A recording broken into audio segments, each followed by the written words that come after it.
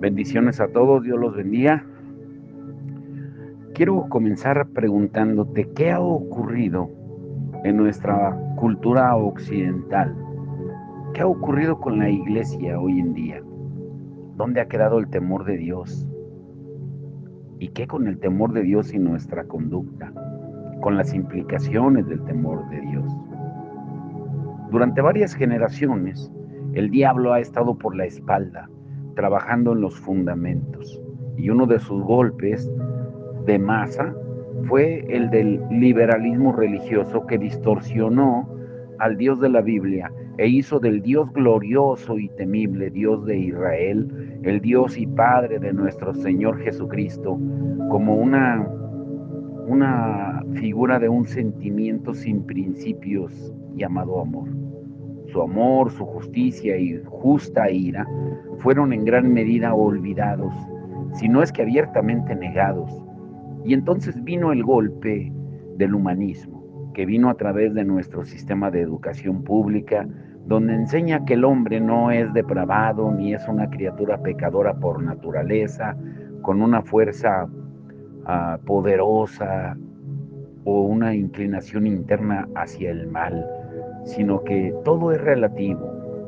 Y también vino el pensamiento evolucionista, donde el hombre no está obligado para con Dios porque nunca vino de la mano creadora de Dios en primer lugar, sino todo ha sido una evolución. O sea, el caldo de cultivo del humanismo difícilmente codifica un sistema de ética. Si se les dice a los hombres y mujeres que en realidad no son más que unos animales sofisticados, nos sorprenderá si eventualmente actúan como animales.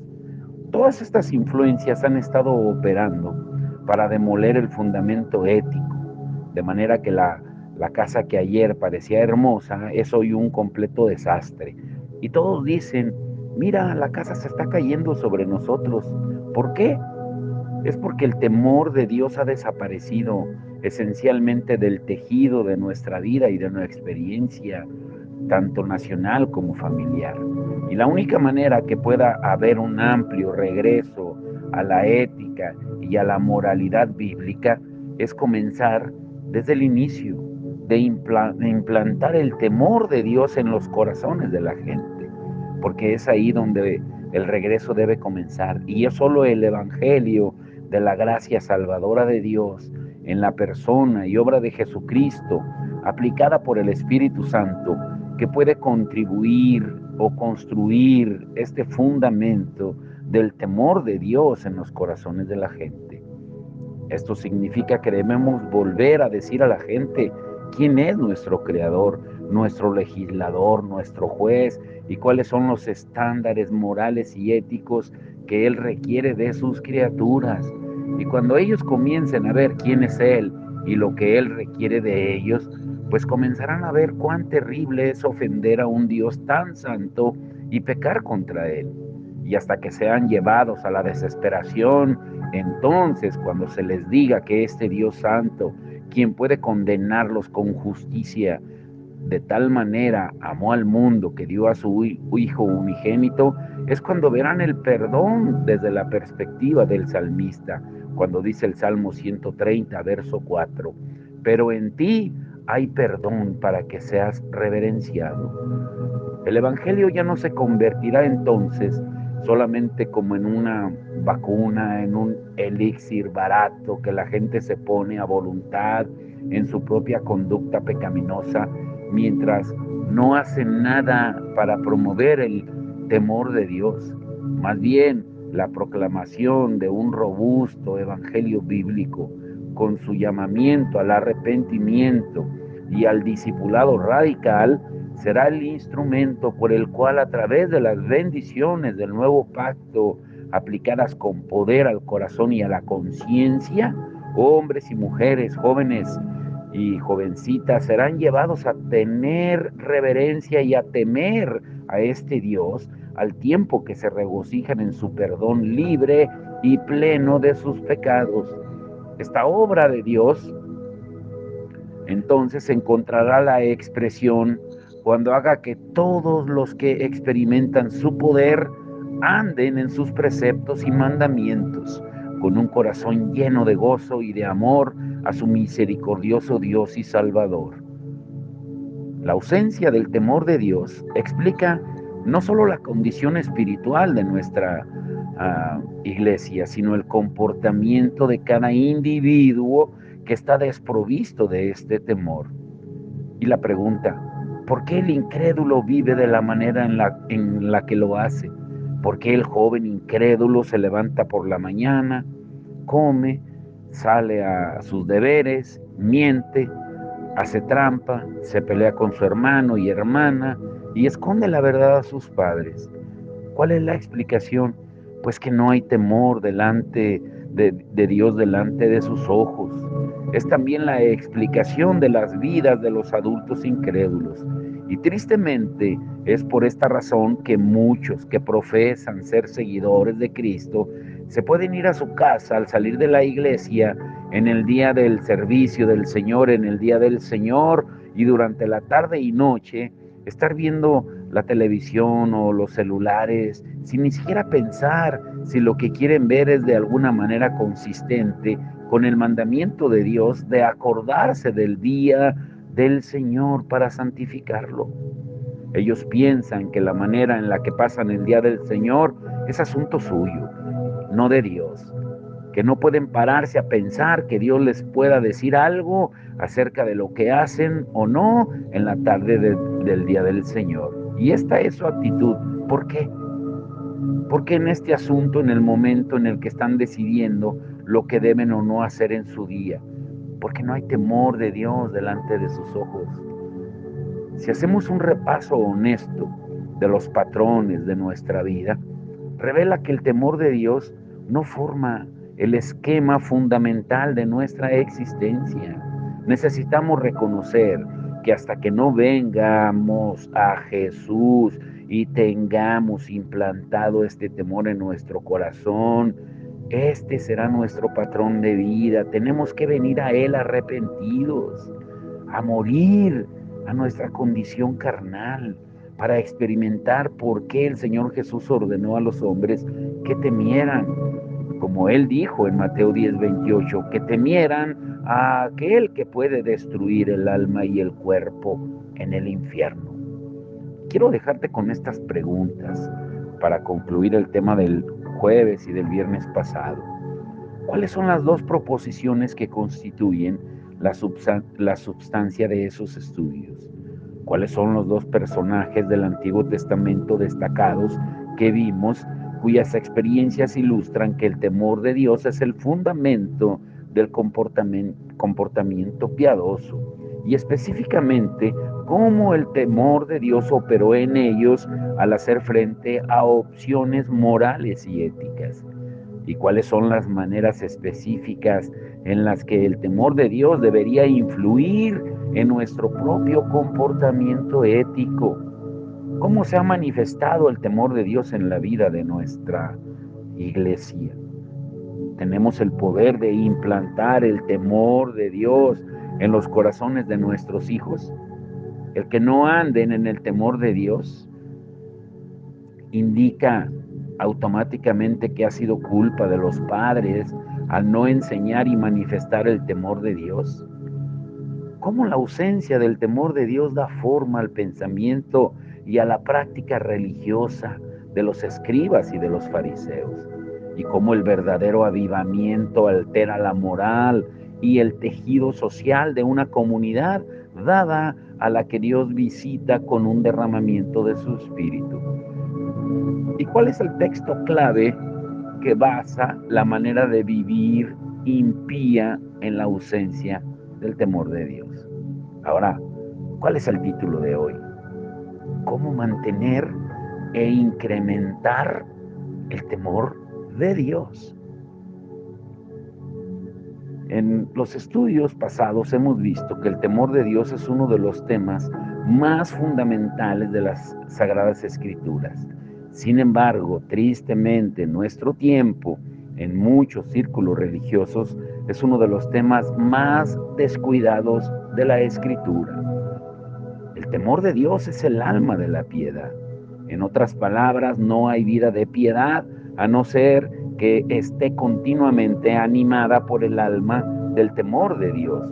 Hemos visto que la Escritura respalda la conclusión de que el temor de Dios es el terreno del que crece una vida piadosa y que la ausencia del temor de Dios es el terreno en el que crece una vida impía.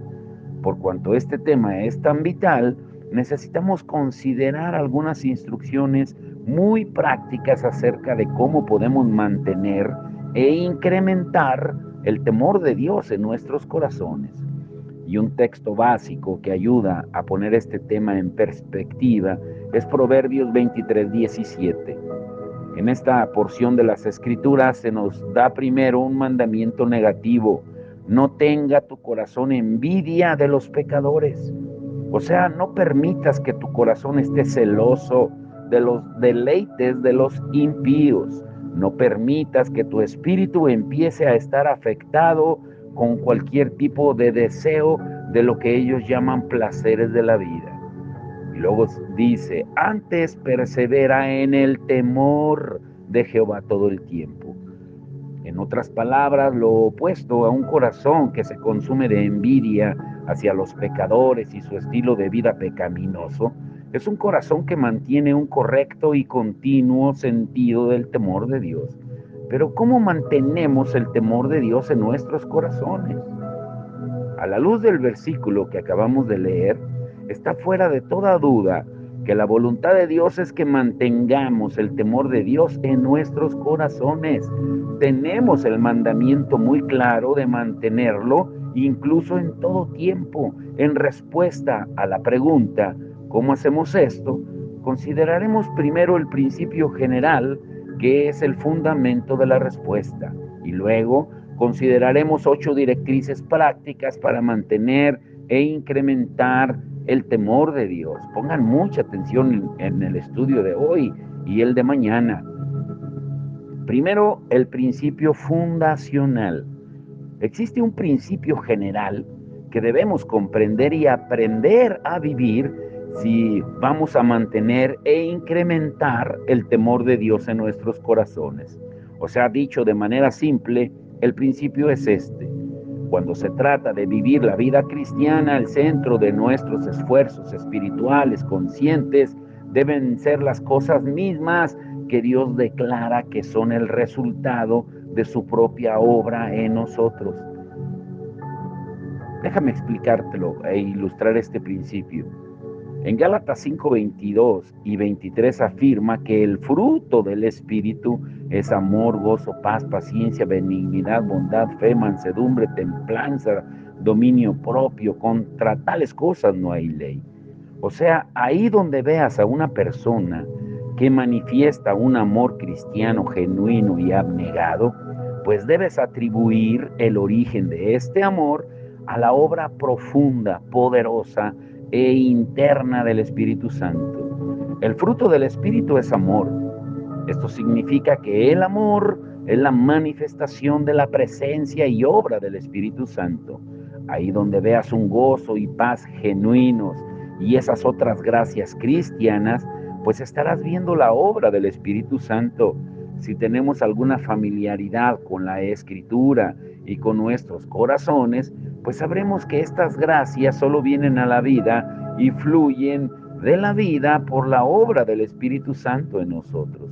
Sin embargo, el mismo Dios que nos dice que estas gracias son el fruto de su obra en nosotros, también nos avisa por el mismo apóstol en Colosenses 3:12: vestíos pues como escogidos de Dios, santos y amados, de entrañable misericordia, de benignidad, de humildad, de mansedumbre, de paciencia.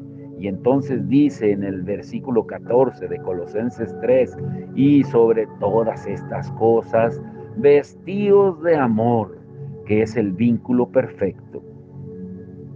La Biblia afirma que el amor es el fruto del Espíritu y que es la obra de Dios lo que lo produce. Sin embargo, al mismo tiempo nos dice que nosotros nos vistamos del mismo, y vestirse es un verbo de acción. Tú no te quedaste en la cama esta mañana y esperaste a que tus ropas salieran de tu armario, que vinieran hasta tu cama y treparan por tu cuerpo. Tienes que levantarte e ir hacia ellas, tomarlas y ponértelas. Vestirte es una actividad personal y consciente. Ahora bien, ¿cuál es esta actividad? ¿Es la presencia del amor y la mansedumbre en la vida de un cristiano la obra de Dios o es la obra del creyente?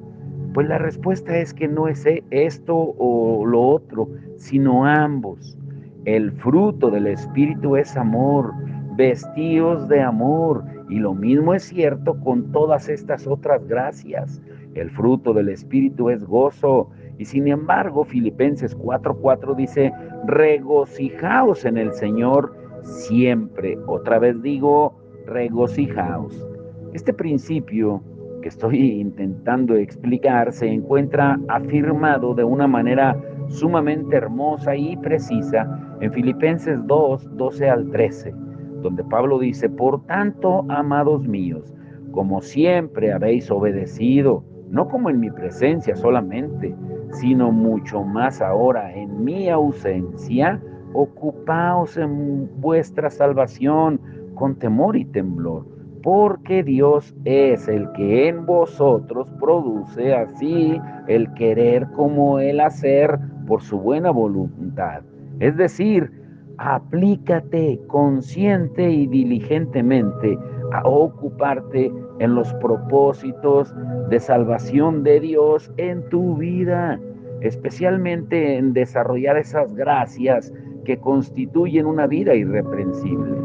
Sin embargo, el mandamiento de que nos ocupemos en nuestra salvación se basa en la certeza de la obra de Dios en nosotros.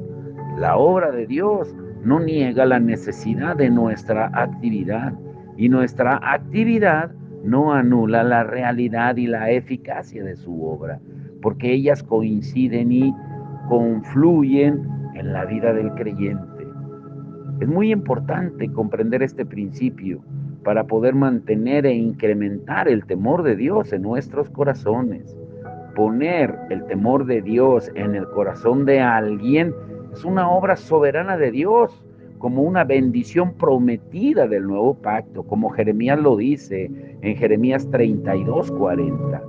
Es una de las bendiciones que Dios ha impartido a sus elegidos en todas las épocas en conjunto con su conversión. Y a la luz de esto, alguien podría pensar que si es la obra de Dios poner su temor en nuestros corazones, pues entonces la manera de incrementar el temor de Dios es obvia. Solo tienes que orar y confiar que Dios lo hará. Pero no es así como funciona. El principio es este. Lo que Dios declara como su obra en nosotros debe ser el centro de nuestros trabajos y empeños conscientes. En nuestros esfuerzos por ser dirigidos por la palabra de Dios, no debemos permitir que las posibles acusaciones de legalismo y moralismo nos disuadan de buscar descubrir en la Escritura las directrices específicas que Dios nos ha dado y por las que podemos desarrollar e incrementar el temor de Dios en nuestros corazones. Es sorprendente que en esta época de iniquidad y antinomianismo flagrante, o sea, en contra de la ley de Dios, tanta gente parezca tener miedo de algo que se podría comenzar a parecerse al legalismo y el moralismo, como si estas dos realidades fueran nuestro mayor peligro práctico. Alguien preguntó una vez a un puritano por qué vivía una vida tan meticulosa en la que miraba constantemente los preceptos y principios de la Escritura acerca de cada faceta de su vida. Y él respondió, Señor, me pregunta por qué vivo una vida meticulosa. Y su respuesta es simple, sirvo a un Dios meticuloso. ¿Por qué deberíamos estar preocupados por descubrir reglas y guías específicas para mantener el temor de Dios? Porque el Dios que nos ha hecho y ante quien andamos, nos ha dado estos principios para que podamos conocer cómo incrementar mejor su temor en nuestros corazones. El esfuerzo consciente y deliberado del Hijo de Dios no necesariamente debe ser visto como un autoesfuerzo en el sentido de que está negando la necesidad de la gracia de Dios. No, solo Dios puede poner su temor en nuestros corazones. Te lo diré otra vez, solo Dios puede poner su temor en nuestros corazones.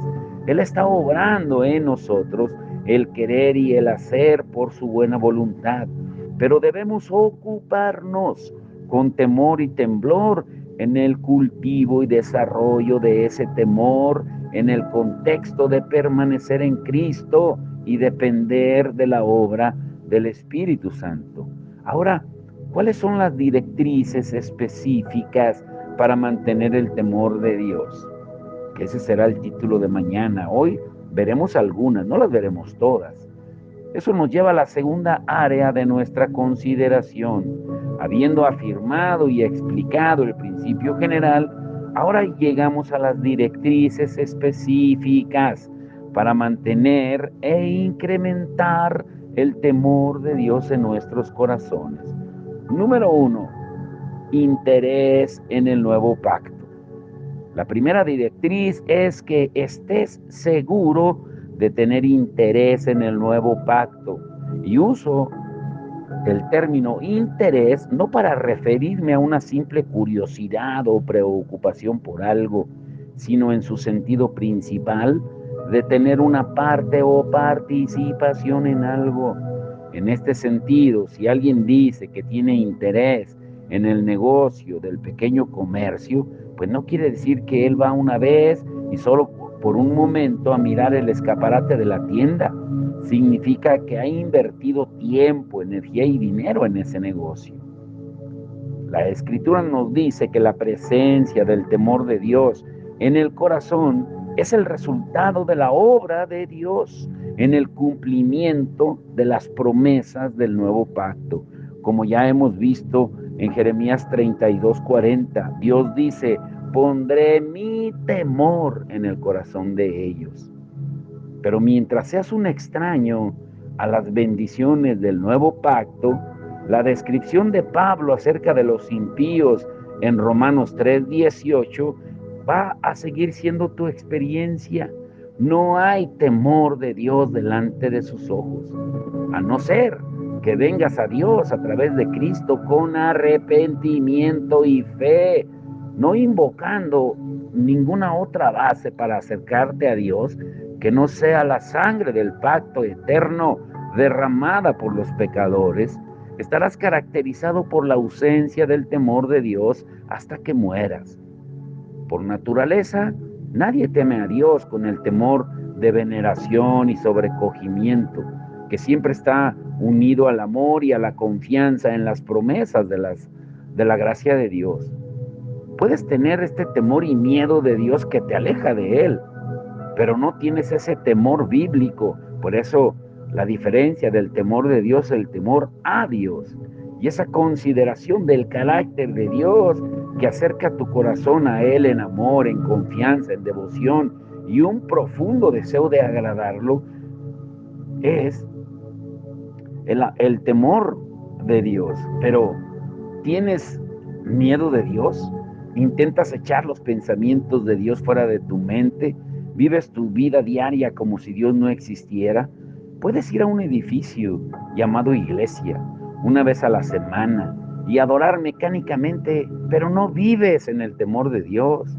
Lo que Dios dice en su palabra acerca de cómo deberías vivir tu vida no tiene ningún efecto práctico y real sobre los pensamientos, motivos, palabras y hechos que constituyen los patrones de tu vida, porque no hay temor de Dios delante de tus ojos.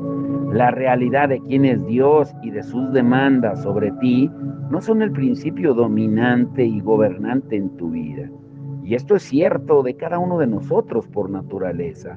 Si eres cristiano, sin duda puedes recordar con vergüenza los años en los que viviste de ese modo, de la manera que el pagano retuerce el cuello y rocía un poco de sangre sobre el altar cuando hace un sacrificio de algo. hablando metafóricamente, retorcer la cabeza de 1 o 2 horas a la semana y haberla rociado a los pies de algún altar en alguna iglesia, hemos dado un poco de tiempo y un poco de dinero, pero hemos vivido totalmente desprovistos del temor de Dios, hasta que Dios nos detiene por su gracia y pone su temor en nuestros corazones. De esta manera, si queremos conocer el incremento del temor de Dios, primero debemos estar seguros de que hemos venido a Jesucristo, el mediador del nuevo pacto. Hebreos 12, 22 y 24 dice: de todos los verdaderos creyentes, que os habéis acercado a Jesús, el mediador del nuevo pacto. Y solo es cuando venimos a Él con la disposición, como dice un himno: nada traigo en mis manos, solo a tu cruz me aferro, que Él lleva a término en nosotros las bendiciones del pacto que selló con su propia sangre. Por eso, quiero dejarte con esto. ¿Anhelas incrementar el temor de Dios en tu vida? ¿De verdad? Pues entonces haz de tu interés en el nuevo pacto la base sólida en la que puedas permanecer cuando pidas un incremento de su temor. Cuando ores: oh Dios, aumenta tu temor en mí, el argumento que has de presentar ante Dios debería ser que Jesucristo ha muerto como el mediador del nuevo pacto, y que una de las bendiciones prometidas en ese pacto es que Dios pondría su temor en tu corazón. Por eso hoy oremos diciéndole: Señor Jesús, sobre la base de tu sangre derramada, pido que aumentes tu temor en mí. Dame tanto temor de ti como la sangre del pacto garantiza y ha asegurado para mí. Mañana veremos los otros 7 puntos de cómo mantener e incrementar el temor de Dios. Por eso el título de mañana será: las directrices específicas para mantener el temor de Dios.